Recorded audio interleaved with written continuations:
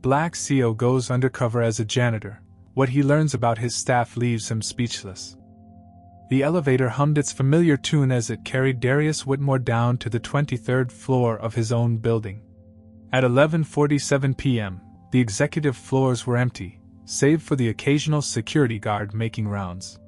Darius adjusted the worn baseball cap pulled low over his eyes and checked his reflection in the polished steel doors.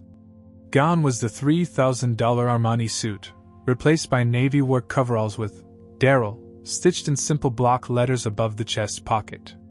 For 38 years, Darius had climbed every ladder that mattered. Scholarships to Harvard, then Wharton. Investment banking at Goldman Sachs before launching Nexus Financial Technologies at 29. Now, at 38, his company processed over $2 billion in transactions monthly, employed 1,200 people across 6 states, and had made him wealthy beyond his childhood dreams.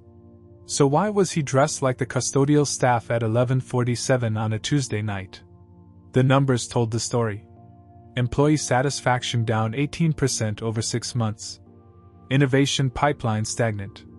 3 key patents filed by competitors using ideas that sounded suspiciously similar to proposals his own teams had submitted. The quarterly reports looked healthy on paper, but Darius had learned to read between the lines. Something was rotting at the core, and his executive team's polished presentations weren't revealing the truth. Sometimes you gotta get your hands dirty to see what's really growing in the garden, his mother used to say. She'd cleaned office buildings for 20 years, coming home with stories about the executives who never saw her and the secrets people left in their trash cans. The elevator dinged softly. Time to become invisible. Darius wheeled the custodial cart down the carpeted hallway, his footsteps muffled by the thick material that cost more per square foot than most people's monthly rent. The regional operations floor sprawled before him, an open-concept workspace dotted with standing desks, collaborative pods, and motivational posters about synergy and disruption. During business hours, this floor buzzed with over 200 employees. Now, it felt like a museum after closing time. He'd done his homework. The real janitor, Mike Patterson, was on medical leave following hip surgery. The staffing agency had been scrambling to find temporary replacements. It took exactly 3 phone calls and 1 forged reference to get Darrell Washington assigned to the night shift. Darius started with the executive row, emptying trash bins with mechanical precision. Most contained the expected detritus: coffee cups, food containers, and crumpled printouts. But people's garbage revealed their secrets. Discarded pharmacy receipts, personal notes, drafts of resignation letters that were written but never sent. He worked methodically, section by section, his mind cataloging details. The marketing team's area reeked of stress.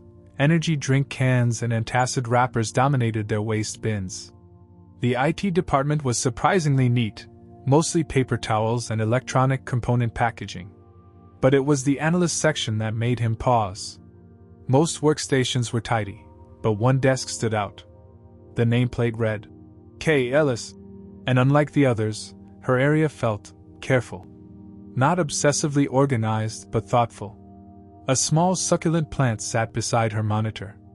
A single-family photo was angled just so.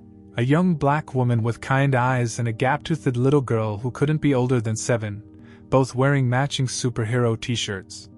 Darius emptied the bin beside her desk without really looking, muscle memory taking over as his eyes wandered to the framed photo. The little girl's smile was infectious, the kind of pure joy that reminded him of simpler times. But as he lifted the trash bag, something colorful caught his eye. Mixed in with the typical office waste was a piece of bright yellow construction paper, torn into several pieces. His fingers worked automatically, pulling out the fragments and arranging them on the desk. A child's drawing began to take shape, stick figures drawn in purple crayon, with a taller figure wearing what looked like a cape. In a 7-year-old's unsteady handwriting, the words, "To Mommy, my superhero," were scrawled across the top. Why would someone throw away their child's artwork? Darius found himself studying the drawing more closely. The little superhero figure had the same gap-toothed smile as the girl in the photo. The taller figure, presumably the mother, was depicted with arms outstretched, as if ready to catch someone falling. It was the kind of innocent masterpiece that most parents would tape to their refrigerator or frame on their desk. As he continued emptying the bin, his fingers encountered paper of a different texture. Professional letterhead, also torn into pieces. This time, his reconstruction revealed something that made his chest tighten. "Dear Mr. Mulligan." The letter began in neat, professional handwriting. "After much consideration, I must submit my resignation from Nexus Financial Technologies, effective 2 weeks from the date of this letter. While I have deeply valued my time with the company and believe in its mission, recent circumstances have made it clear that there is no path forward for my professional growth here. Despite my best efforts to contribute meaningfully to our team's initiatives, I find that my voice continues to go unheard and my contributions unrecognized. As a single mother, I cannot afford to invest more time in an environment where my potential feels consistently undervalued. I wish the company continued success and hope that future employees will find the mentorship and opportunities that have eluded me. Sincerely, Kendra Ellis." Darius read the letter twice, his hands trembling slightly. The handwriting was precise, professional, but he could sense the hurt beneath each carefully chosen word. This wasn't written in anger, it was written in defeat. He looked again at the child's drawing, at the superhero mother with outstretched arms. Then back at the resignation letter that would never be sent, torn up and thrown away like the hope it represented. For the first time in months, Darius Whitmore felt something crack inside his chest. Something that had been frozen for too long was beginning to thaw, and he wasn't entirely sure he was ready for what might emerge. The building's silence pressed against him as he carefully folded both the drawing and the letter fragments into his pocket. Tomorrow, he would find out who Kendra Ellis was and why a superhero was giving up her cape. The next evening, Darius arrived at the building 30 minutes early. He'd spent the day running background checks through HR systems he technically shouldn't have access to anymore, a perk of owning the company that he never bothered to revoke from his executive access codes. Kendra Ellis, 29 years old. Bachelor's degree in Financial Analytics from Georgia Tech, summa cum laude. Hired 2 years ago as a junior financial analyst, level 2.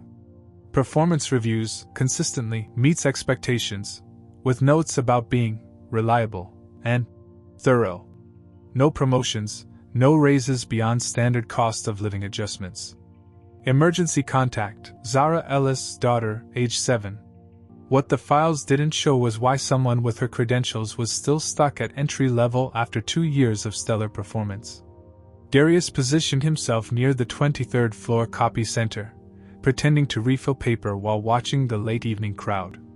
Most employees had cleared out by 6 p.m., but a handful remained, their desk lamps creating islands of light in the dimming office space.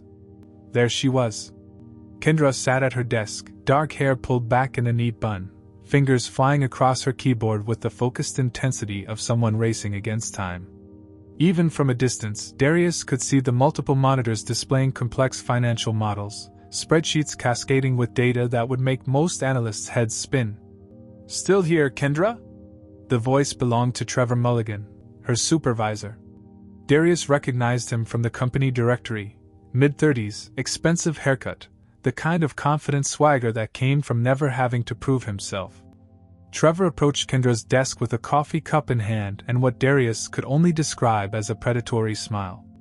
"Just finishing the Morrison account projections," Kendra replied without looking up from her screen. "I think I found a way to reduce their risk exposure by 15% while maintaining projected returns." "Interesting." Trevor leaned over her shoulder, studying the screen. "Walk me through it." For the next 10 minutes, Darius watched Kendra explain her analysis with the kind of clarity that came from truly understanding complex systems. She'd identified a pattern in market volatility that could be leveraged through a specific hedging strategy, innovative thinking that could save their client millions. Trevor nodded thoughtfully, asked probing questions, and took notes on his phone. "Great work, as always. I'll review this tonight and present it to Morrison tomorrow." "Actually, I was hoping," Kendra began. "You've got enough on your plate." Trevor cut her off smoothly. "Client presentations aren't really your strength yet. But this analysis will be perfect. Really solid foundation work. Foundation work.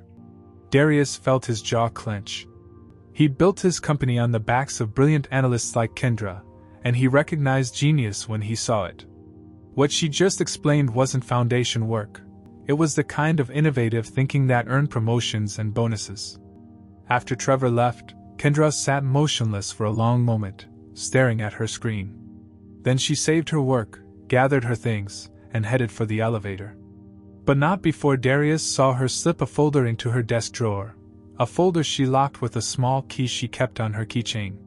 The building emptied over the next hour, leaving Darius alone with his thoughts and a growing sense of unease. Something about Trevor's interaction with Kendra felt familiar, and not in a good way. He'd seen this dance before, talented people having their ideas harvested by those with better access to power. By midnight, Darius had made his decision. Using his master keycard, he accessed Kendra's locked drawer. Inside the folder were 3 proposal documents, each marked with dates from the past 18 months. The first was titled, Algorithmic Risk Assessment for Midcap Portfolio Management. The second, Blockchain Integration for Real-Time Transaction Verification. The third, AI-Driven Predictive Modeling for Market Volatility. Each proposal was brilliant. Each represented months of research and development. And each bore submission stamps to Trevor Mulligan's review queue, followed by a single word. Declined. But as Darius cross-referenced the dates with company announcements, a sickening pattern emerged. 3 months after Kendra's blockchain proposal was declined, Nexus had launched a revolutionary blockchain integration system, developed, according to the press release, by Trevor Mulligan's innovation team. 6 months after her AI predictive modeling proposal was rejected, the company had rolled out an AI system that bore suspicious similarities to her work. The algorithmic risk assessment was currently being beta tested as part of Trevor's signature initiative. Darius photographed each document with shaking hands. This wasn't just workplace politics, it was theft. Intellectual theft from someone who couldn't fight back, someone who needed the job too badly to make waves. His phone buzzed with a text from his assistant. Board meeting moved to 9 a.m. tomorrow. Morrison Industries presenting their account review. Trevor Mulligan leading. Morrison Industries. The same client whose risk profile Kendra had just solved, whose presentation Trevor would be giving tomorrow morning using her work. The same work he dismissed as foundation, while taking notes on his phone. Darius carefully returned the proposals to their folder and locked the drawer. As he resumed his janitorial duties, emptying trash bins and wiping down surfaces, his mind raced with calculations that had nothing to do with financial models. Tomorrow, Trevor Mulligan would stand in a boardroom and present Kendra Ellis's breakthrough analysis as his own innovation. He'd collect praise, maybe a bonus, certainly another step up the corporate ladder. And Kendra would sit at her desk, locked out of her own success, wondering why her superhero cape felt so heavy. Not if Darius had anything to say about it. Darius arrived 2 hours before his shift the next evening, positioning himself in the 22nd floor break room with a clear view of the executive conference area above. Through the glass panels, he watched Trevor Mulligan command the Morrison Industries presentation like a seasoned performer. Our innovative risk mitigation strategy, Trevor was saying, gesturing confidently at the projected charts, represents a 15% reduction in exposure while maintaining optimal returns. Her strategy. Her innovation. Darius gripped his coffee cup hard enough to leave fingerprints in the ceramic. The Morrison executives nodded appreciatively. Board members scribbled notes. And Trevor basked in praise for work he'd stolen, his smile growing wider with each compliment. After the meeting, Darius watched Trevor shake hands with the Morrison team, already talking about his next breakthrough analysis, and the exciting innovations coming out of his department. The man was a master at playing the corporate game, confident, articulate, and completely shameless. But it was what happened after the executives left that made Darius's blood run cold. Trevor gathered his direct reports in the same conference room, ostensibly for a team debrief. Darius positioned himself in a nearby supply closet, The door cracked just enough to hear every word. "Outstanding work today, everyone," Trevor began. "The Morrison deal is locked up thanks to our collective efforts. Of course, some of you contributed more than others." Polite laughter rippled through the room. "Now I want to talk about upcoming performance reviews," Trevor continued, his tone shifting slightly. "We need to be realistic about who's ready for leadership roles and who's still finding their footing." "What about Kendra?" asked Sarah Chin, one of the senior analysts. "Her work on the Morrison account was incredible. I've never seen risk modeling that sophisticated." Trevor's pause was calculated, theatrical.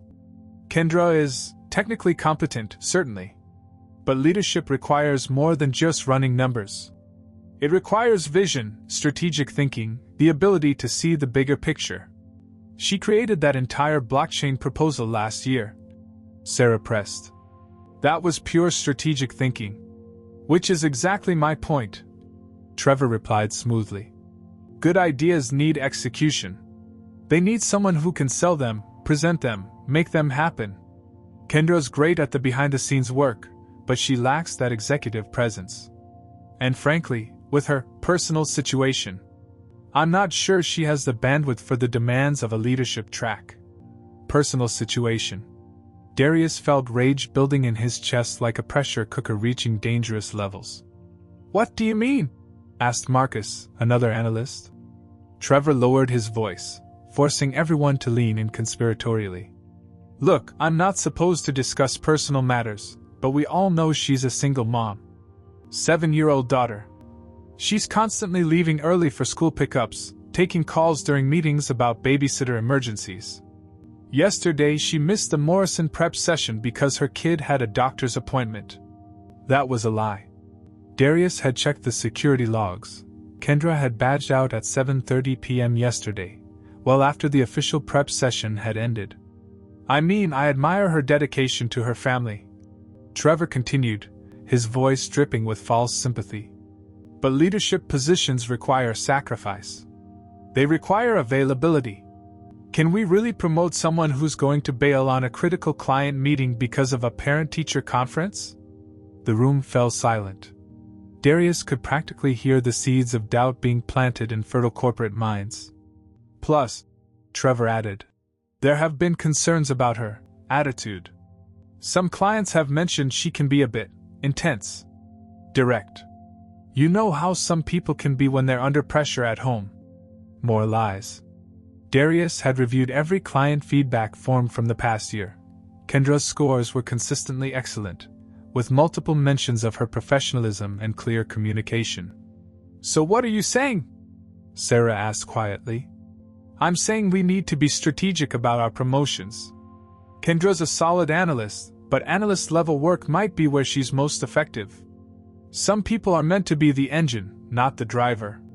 There's no shame in that." Trevor's voice took on a tone of mock concern. "In fact, I've been wondering if the pressure of trying to advance might be affecting her performance. Maybe it would be kinder to help her find a role that better fits her current capacity. Something with more work-life balance. Translation: fire her, but make it sound like a favor." The meeting wrapped up with Trevor distributing performance review assignments. Each analyst would be evaluated on leadership potential, strategic vision, and commitment to excellence. The criteria were vague enough to justify any predetermined outcome. As the team filed out, Darius heard Sarah whisper to Marcus, "I had no idea about all those attendance issues." "Yeah," Marcus replied. "Makes you wonder what else we don't see." Darius waited until the floor was empty before emerging from his hiding spot. His hands were shaking, not from fear, but from fury so pure it felt like electricity in his veins. He'd built Nexus to be different. Better. A place where talent was recognized regardless of background or personal circumstances. His own mother had worked 3 jobs to keep him in school, facing exactly the kind of subtle discrimination Trevor was weaponizing against Kendra. For the next hour, Darius methodically documented everything he'd witnessed. He pulled Trevor's personnel file, cross-referenced his innovations with submission dates from his team, and built a timeline of intellectual theft that would make a prosecutor weep with joy. But documentation wasn't enough. Not when Trevor was systematically destroying Kendra's reputation while stealing her life's work. Tomorrow was Friday. Performance reviews were scheduled for the following week. Darius had 5 days to save a superhero's career and expose the villain who'd been hiding in plain sight. Friday evening, 5:47 p.m. Darius sat in his rented Honda Civic, a far cry from his usual Tesla, watching the Nexus building's main entrance. He'd spent the day wrestling with the ethics of what he was about to do. Following an employee home crossed lines he never considered crossing, but Trevor's performance review was scheduled for Monday morning, and Darius needed to understand what was really at stake. Kendra emerged at exactly 6:15 p.m., the same time she'd left every day this week. She walked with purpose but not urgency, her professional facade intact even as the weight of the week seemed to press against her shoulders. Instead of heading toward the parking garage, she stopped at a bus bench across the street from the building. Darius frowned. Her personnel file listed a home address in Brookhaven, a 40-minute drive, not a bus route. Why was she waiting? The answer came 20 minutes later in the form of a yellow school bus that wheezed to a stop in front of the bench. The doors opened, and out bounded a 7-year-old whirlwind in a purple backpack, gap-toothed smile identical to the one in the desk photo. "Mommy!" Zara Ellis launched herself into Kendra's arms with the kind of pure joy that existed only in children who knew they were unconditionally loved. "Hey, baby girl," Kendra whispered, squeezing her daughter tight. "How was tutoring today? Ms. Rodriguez says I'm getting really good at fractions. And Tommy Chin brought cookies for everyone because it was his birthday, and Sarah Martinez let me borrow her colored pencils for my superhero drawing, and—" Zara paused mid-sentence, studying her mother's face with the unsettling perception that children sometimes possessed. "Mommy, are you sad?" "No, sweetheart. Just tired.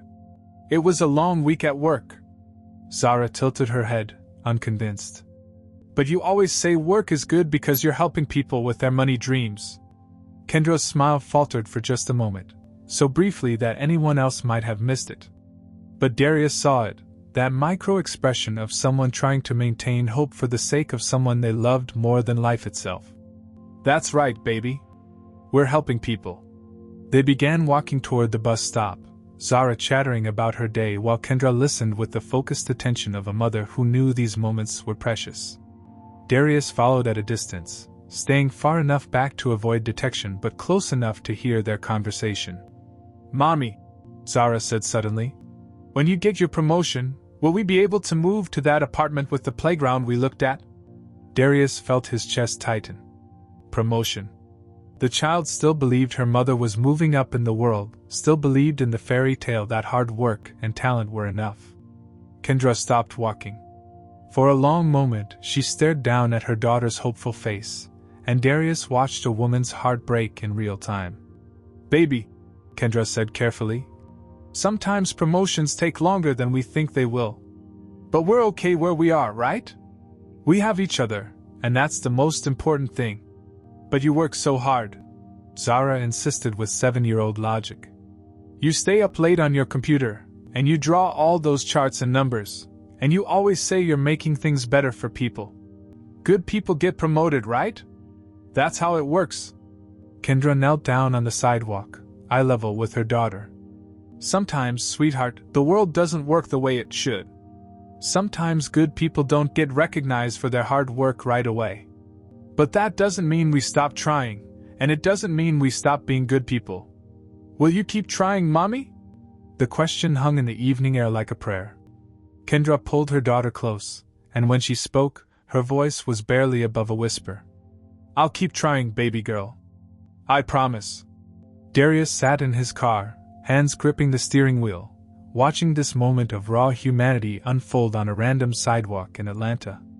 The resignation letter in Kendra's trash can suddenly made perfect sense. She'd written it in a moment of despair, then thrown it away because giving up wasn't an option when someone believed in you with the unwavering faith of a 7-year-old. The memory hit him like a physical blow. "Don't ever forget the people who hold up your dreams, Darius. His mother's voice, clear as if she were sitting beside him in the car. She'd said those words 25 years ago, on the night before he left for Harvard. She'd worked double shifts for months to help him buy the laptop he'd need for school, her janitor's hands raw from industrial cleaning chemicals. "You're gonna meet a lot of important people, baby. Gonna sit in fancy rooms and make big decisions. But don't ever forget that every empire is built on the backs of people like me. People who show up, who do the work, who keep the lights on while the important folks sleep. And don't ever let yourself become the kind of person who stops seeing us." When had he stopped seeing? When had he retreated to his executive floor, insulated by layers of management and reports, disconnected from the beating heart of his own company? He'd become exactly what his mother had warned him against, someone who viewed people as data points instead of human beings with dreams, struggles, and children who believed in them. Kendra and Zara climbed onto the bus, Zara's animated chatter continuing as they found seats. Through the window, Darius watched the little girl pull out a fresh piece of construction paper and a box of crayons, immediately beginning work on another masterpiece while her mother stared out at the city lights. The child's drawing from Monday night wasn't just discarded artwork. It was a daughter's vision of her mother as a superhero, someone capable of anything. And that resignation letter wasn't just career frustration. It was the desperate act of someone whose superhero cape was getting too heavy to carry. As the bus pulled away, Darius made a decision that would change everything. Monday's performance review was 3 days away, but he was done watching from the shadows. It was time for the CEO to remember why he built this company in the first place. Time to make sure a little girl's superhero got to keep her cape. Monday morning, 9 a.m. sharp. The quarterly town hall buzzed with the usual pre-meeting energy. Coffee cups clutched like lifelines, employees checking phones one last time, middle managers rehearsing talking points under their breath. The auditorium could hold 300 people, and today it was packed to capacity. Darius positioned himself in the back row, still dressed in his janitor coveralls, baseball cap pulled low. Most employees barely registered his presence, the invisible man whose job was to clean up after them. Perfect. On stage, Chief Operating Officer Margaret Walsh was wrapping up her quarterly numbers presentation. Revenue growth of 12%, client retention at an all-time high, and employee engagement scores that continue to improve across all metrics. Lies wrapped in spreadsheets. Darius had seen the real numbers, the surveys that never made it to executive summaries, the exit interviews that painted a different picture entirely. "Now," Margaret continued, "I'd like to invite Trevor Mulligan to present this quarter's innovation highlights." Trevor strode to the podium with practiced confidence, his smile radiating the kind of success that came from taking credit for other people's brilliance.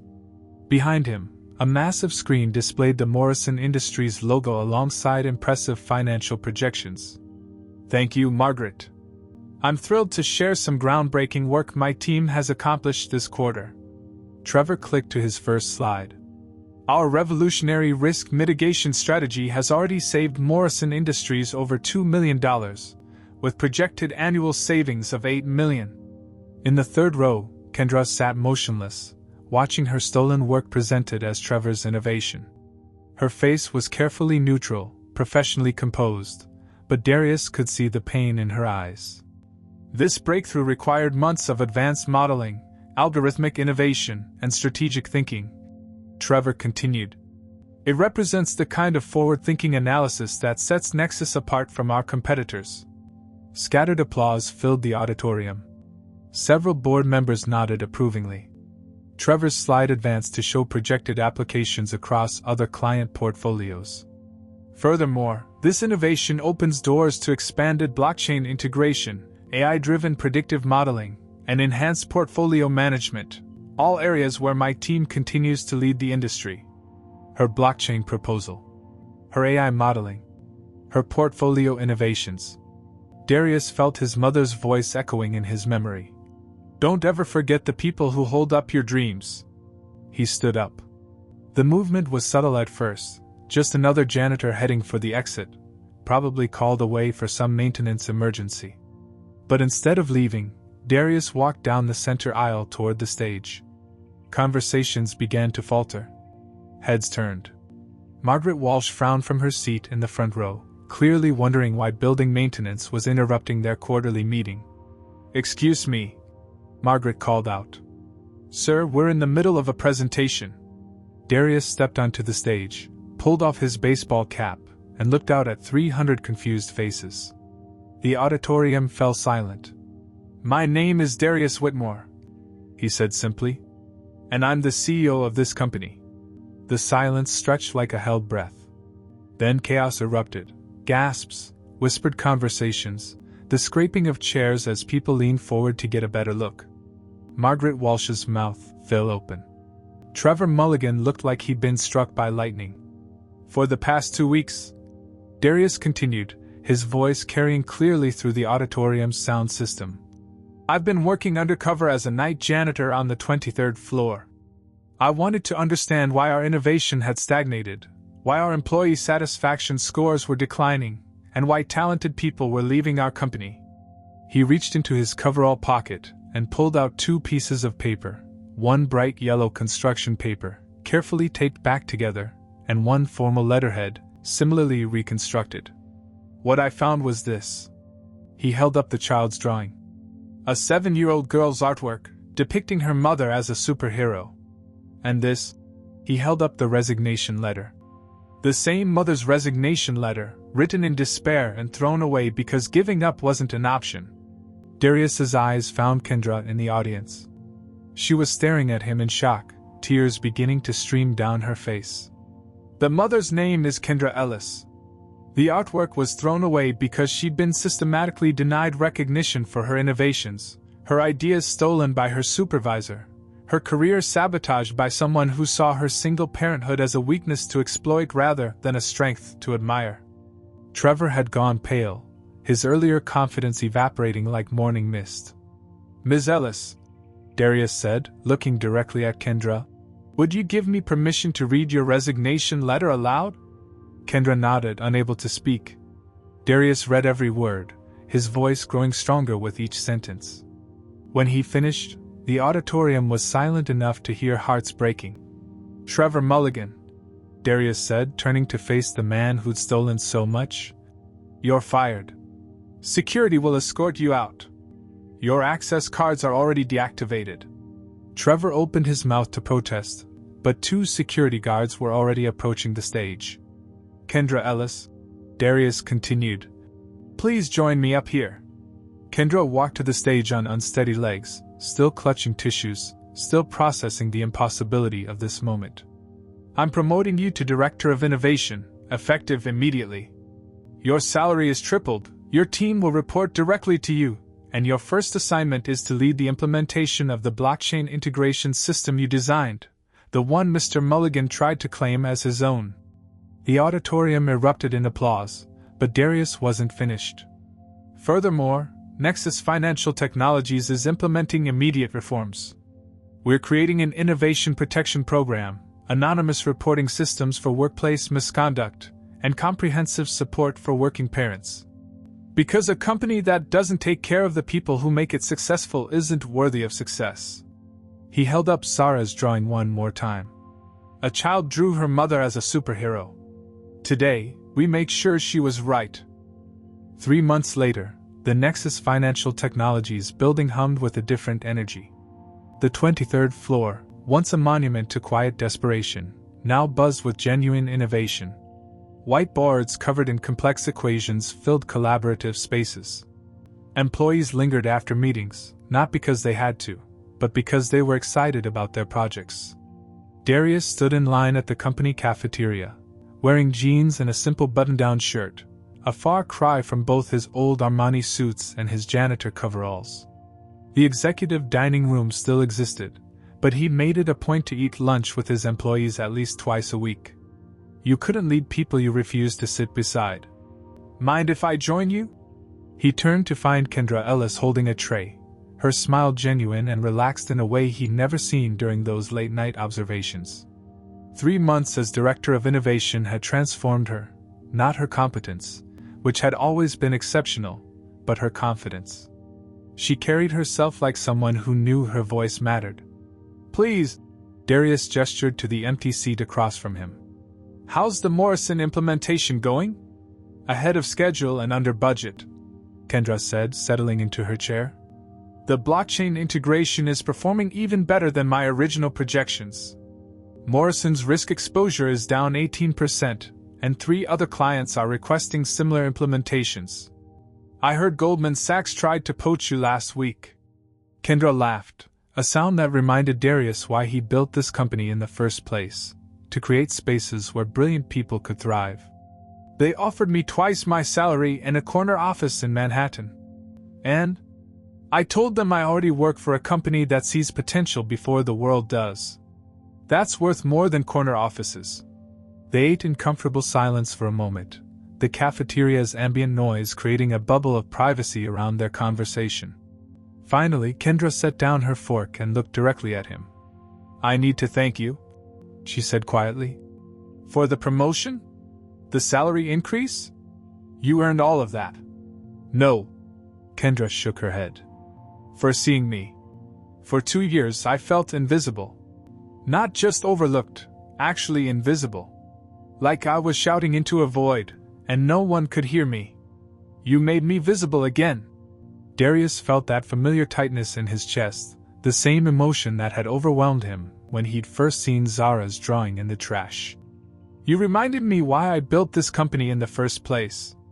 Somewhere along the way, I'd forgotten that businesses aren't about profit margins or quarterly reports. They're about people. People with dreams, struggles, families who believe in them. He paused. People like my mother.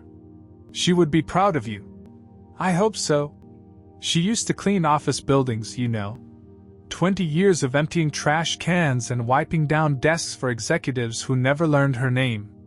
She always told me that the real measure of a leader wasn't how many people worked for them, but how many people they lifted up.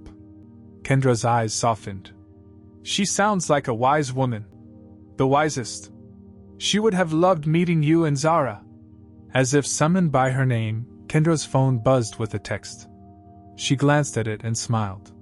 Speaking of Zara, she's been working on something special for you. She made me promise to ask if you'd like to see it. Of course. Kendra scrolled through her photos and handed him the phone. On the screen was another crayon drawing, this one more sophisticated than the first. 2 figures stood side by side, both wearing flowing capes, one purple, one blue. The taller figure was labeled Mommy, the shorter one, Mr. Darryl. Both were smiling, their arms raised in classic superhero poses. At the bottom, in careful 7-year-old handwriting, the super team. She insisted on calling you Mr. Darryl, Kendra explained. She said you were a superhero in disguise, just like in the movies. Darius stared at the drawing, his throat tight with emotion. Would it be possible to get a copy of this? She'd be thrilled. She's been hoping you'd frame it in your office. She's a very smart little girl. She gets that from her mother. That afternoon, Darius had the drawing professionally framed and mounted on the wall behind his desk, right next to the only photograph he had of his mother, a faded Polaroid of her in her cleaning uniform, tired but smiling after a long shift.